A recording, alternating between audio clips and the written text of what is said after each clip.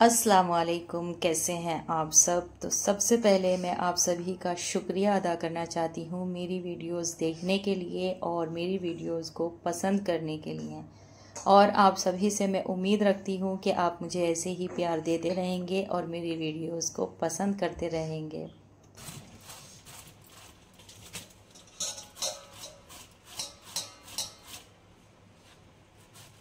तो आज बच्चों के लंच में और नाश्ते में बना रही हूँ मैं गोभी के पराठे, और उसी की रेसिपी आपके साथ में शेयर कर रही हूँ। इंशाल्लाह आपको पसंद आएगी। कुछ स्पेशल तो मेरे जो भी कुकिंग होती है उसमें नहीं होता है, नॉर्मल ही रेगुलर का खाना मैं बनाती हूँ और वही आपके साथ में शेयर करती हूँ। यहाँ सबसे पहले मैंने गोभी को कद्दूकस करने के बाद कपड़े में निचोड़ लिया है, जिससे उसका एक्स्ट्रा पानी जो भी है वो निकल जाए। उसके बाद मेरे पास टमाटर की सूखी मिर्चों की चटनी रेड वाली थी और ग्रीन वाली हरी मिर्च हरे धनिए की चटनी थी, वो मैंने इसमें ऐड की है। और हरा धनिया डाला है, हरे धनिया की क्वांटिटी मैंने एक्स्ट्रा रखी है। उसके बाद इसमें नमक और मिर्च दोनों चीज़ मैंने और ऐड की है। मिर्च मुझे थोड़ी कम लग रही थी क्योंकि दोनों चटनियाँ मेरे पास बहुत थोड़ी थोड़ी थी, तो वो पूरी नहीं हुई थी। अगर चटनी की क्वांटिटी ठीक होती तो फिर मुझे मिर्च ऐड करने की इसमें ज़रूरत नहीं थी।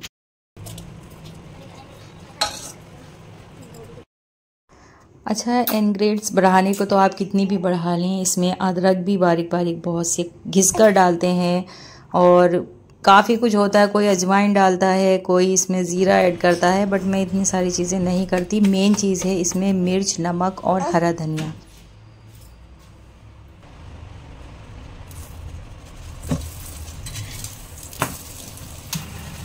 और हींग भी इसमें डाल सकते हैं, बट मैंने आज नहीं डाली है। कभी मैं डाल भी देती हूँ हींग और कभी नहीं। तो दोनों बच्चों के लिए मैंने 2 पराठे यहाँ पर बनाए हैं। बाकी अभी हस्बैंड भी नाश्ता लेट करेंगे और मैं भी अभी नहीं करती, तो सिर्फ बच्चों के ही लिए मैंने बनाए हैं। बाकी बच्चों को छोड़कर आ जाएंगे उसके बाद बनेंगे। और आमान भी अभी सो ही रहा है, तो बस यहाँ पर मैंने बच्चों के पराठे रख दिए हैं और साथ ही किशमिश और काजू और बादाम मैंने किंजा के टिफ़िन में रखे हैं और अनाबिया के टिफ़िन में सिर्फ काजू और बादाम रखे हैं। अनाबिया किशमिश नहीं खाती है। साथ ही मैंने पराठे के लिए उनके थोड़ा थोड़ा दही रख दिया है।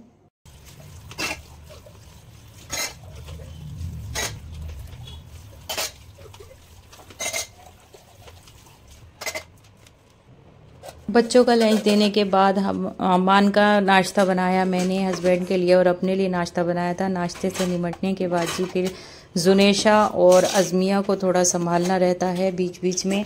उसके बाद मैंने धोए हैं जी बर्तन वगैरह। अब किचन की सफाई चल रही है मेरी और झाड़ू मैंने लगा ली है। हर चीज़ की वीडियो रोज़ रोज़ वही सब कुछ थोड़ा अच्छा नहीं लगता, तो मैंने इसलिए आज घर की साफ़ सफाई की वीडियो नहीं बनाई है। सिर्फ किचन की ही साफ़ सफाई में मैंने कैमरा ऑन किया है।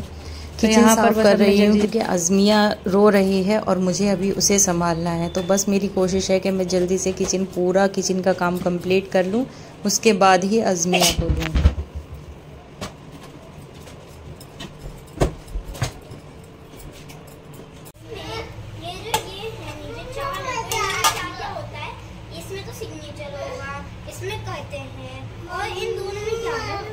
सुबह के काम के बाद दोपहर का खाना पीना हुआ, बच्चों को संभालना, बच्चों का स्कूल से आना, वो सब कुछ जो रेगुलर होता है वही सब हुआ। अब ये शाम का वीडियो है जो मैंने शाम बनाया था।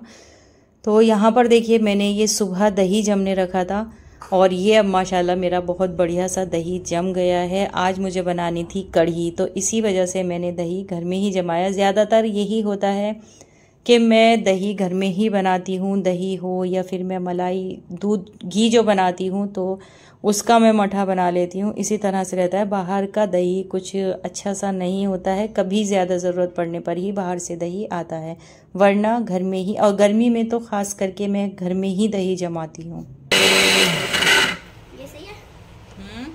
यहाँ पर मैं बना रही हूँ कढ़ी, साथ साथ बच्चों का होमवर्क भी हो रहा है। बीच बीच में मैं उन्हें होमवर्क भी बता रही हूँ, लेकिन थोड़ा सा मसला बन जाता है खाने की तरफ ध्यान लगाना, बच्चों की तरफ, फिर जुनेशा अज़मिया की तरफ ध्यान। तो आज मैंने बच्चों को ये बात बहुत अच्छी तरह से समझा दी है कि कल से मेरे खाने के टाइम पर वो लोग बिल्कुल नहीं बैठेंगी पढ़ने। या तो मेरा खाना बनाने से पहले पढ़ेंगी या फिर मैं खाने से फ्री हो जाऊं उसके बाद ही मैं बच्चों को लेकर बैठूंगी। इस वक्त भी देखिए आपको जुनेशा की मुस्तकिल रोने की आवाज़ आती है। पता नहीं है लड़की क्यों इतना परेशान करती है, पूरा दिन इसका इसी तरह से गुजरता है। चलिए तो अब आ जाते हैं अपनी कढ़ी की तरफ। तो आज मैं बना रही हूँ कढ़ी को मसाला भूनकर, वरना मैं सारी चीज़ें एक साथ चढ़ा देती हूँ नॉर्मल सी जो बनती है। लेकिन आज मैं डिफरेंट सिर्फ यही कर रही हूँ कि आज मैं बना रही हूँ मसाला भूनकर। तो यहाँ पर मैंने ऑयल गर्म किया है, उसके बाद उसमें सूखी मिर्च और ज़ीरे का तड़का लगाया है। हींग नहीं डाली है हाँ अभी। उसके बाद जी मैंने इसमें डाला है लहसुन और प्याज, लाल मिर्च, हल्दी और थोड़ा सा इसमें पिसा हुआ धनिया। ये चीज़ें मैंने मसाले में ऐड कर दी हैं और अब भुन रहा है मेरा मसाला, जब तक मैं बना लूँगी अपना दही और बेसन का घोल। तो ये मिक्सी का जार है, मसाले में ही हो रहा है, तो इसी में मैंने डाला है जी बेसन। 2 चमची बेसन मैंने लिया है और इसी में मैं ऐड कर दूंगी दही।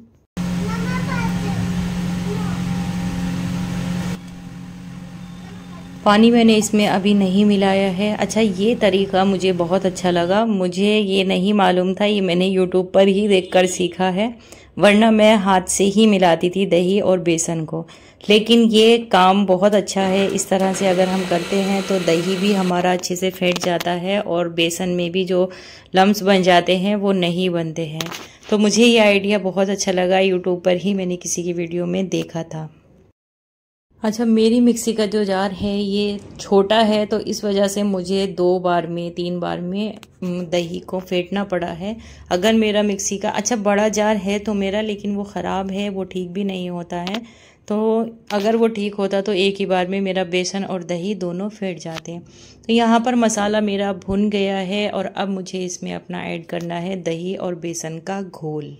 तो घोल ऐड करने के बाद अब मैं डाल रही हूँ इससे डबल पानी। डबल का भी मैंने और बढ़ाकर ही डाला है, मतलब अच्छा खासा पानी मैंने इसमें ऐड कर दिया था ताकि अच्छे से बेसन पक जाए। मसाला तो भुन चुका है लेकिन बेसन का अच्छी तरह से पकना सबसे ज़्यादा ज़रूरी है कढ़ी में। अगर बेसन सही से नहीं बन पाता है तो कढ़ी में टेस्ट नहीं आता है। तो बस यहाँ पर मैंने अच्छी तरह से पानी इसमें ऐड करके रख दिया है और कढ़ी को मैंने बनने रख दिया है। यहाँ पर मैं पकौड़ियों के लिए बेसन घोल रही हूँ। तो जिस भगोने में मैंने दही बनाया था उसी भगोने में मैंने बेसन ले लिया है। तो बेसन में मैंने ऐड किया है जी मिर्च, नमक, ज़ीरा और सूखी मिर्च और थोड़ी सी प्याज। ये सब मैंने एक ही जगह पीस ली थी और उसके बाद ऐड कर दिया। प्याज को पीसने की वजह मेरी सिर्फ यही है, मैंने पहले भी बताया है कि अगर बेसन में प्याज थोड़ी सी पीस कर डाल दी जाए तो काफ़ी सॉफ्ट पकौड़ियाँ बनती हैं। और थोड़ी प्याज मैं काट कर भी ऐड कर देती हूँ। तो यहाँ पर मैंने बेसन को अच्छी तरह से फेंट कर रख दिया है। जब तक मेरी कढ़ी बनेगी बेसन अच्छे से फूल जाए।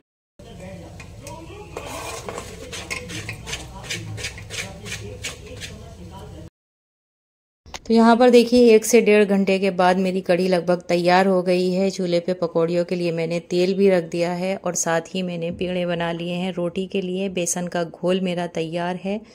तो कढ़ी मैं आपको दिखा रही हूँ, काफ़ी मैंने इसमें आधे भगोने से ज़्यादा मैंने इसमें पानी डालकर पकने रख दिया था और अब कढ़ी मेरी तकरीबन तैयार ही है। थोड़ी देर और पकाने के बाद मैं इसमें डालूंगी पकौड़ियाँ। तो अभी कढ़ी में थोड़ा सा टाइम था, जब तक मैं बच्चों के साथ बच्चों की हेल्प करा रही हूँ। किंजा को बनाना है फैमिली ट्री और अनाबिया को एक काइट बनाकर बुक में लगानी थी। तो यहाँ पर मैं फैमिली ट्री किंजा ने बना लिया है, बीच बीच में मैं उसको बताती रही थी और अब उसमें है पिक चिपकानी। तो वही मैं पिक उसको काट कर दिखा रही हूँ कि इस शेप में काटनी है या दूसरी शेप में, जैसी किंजा कहेगी मैं वैसी ही काट दूंगी।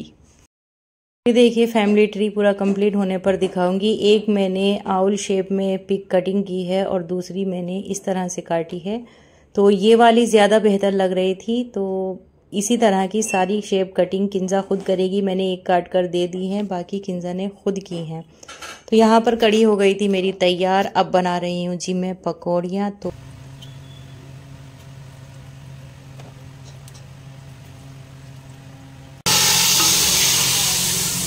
पकौड़ी डालने के बाद मैंने इसमें थोड़ा सा हींग और जीरे का तड़का लगा दिया था। माशाल्लाह काफ़ी अच्छी टेस्ट में कढ़ी हमारी हो गई। तकरीबन 10 बजे का टाइम है और उसके बाद हम बैठ गए थे फैमिली ट्री कंप्लीट करने किंजा का। तो यहाँ पर किंजा ने सारे ही फ़ोटो कटिंग करके रख लिए थे, लेकिन चिपकाए नहीं थे। अब मैं अपने सामने ही चिपकवा रही हूँ क्योंकि बच्चे कहीं ना कहीं मिस्टेक कर देते हैं। वैसे तो माशाल्लाह मेरी किंजा काफ़ी इंटेलिजेंट है। अनाबिया को अभी इतना सब नहीं आता है। उसके बाद अनाबिया की काइट अनाबिया के पापा ने बनवाई थी क्योंकि मैं लग गई थी और काम में। तो हस्बैंड भी मेरे काफ़ी अच्छे हैं। जब मैं फ्री नहीं होती हूँ तो वो बच्चों के इस तरह के काम करा देते हैं और कर भी देते हैं। तो बस फैमिली ट्री मैंने बनवा दिया था और ये काइट बनवाई है इन्होंने। कैसी लगी बताना ज़रूर।